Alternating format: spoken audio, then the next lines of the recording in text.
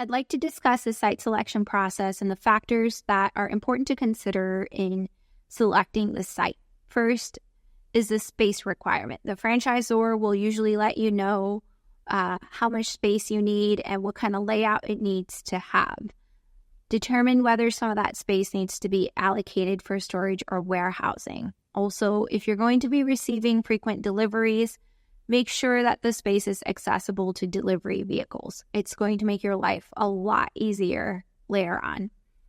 Consider the demographics of the population in the area as well. Make sure that it lines up with the target audience for the franchise.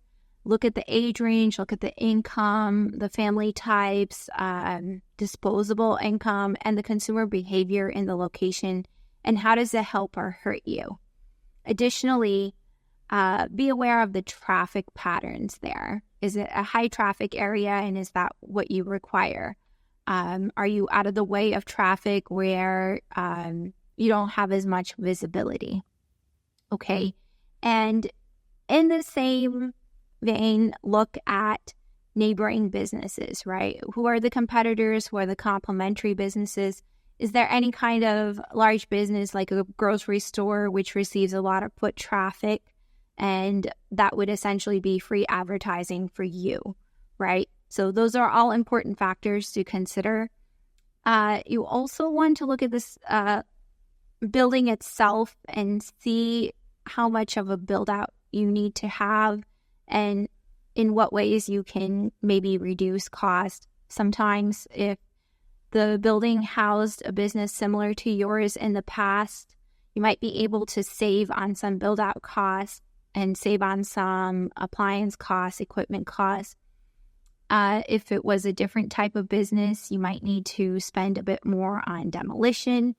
And additionally, consider the ADA rules. A lot of times businesses need to be very aware of the ADA rules and make sure that their location is accessible.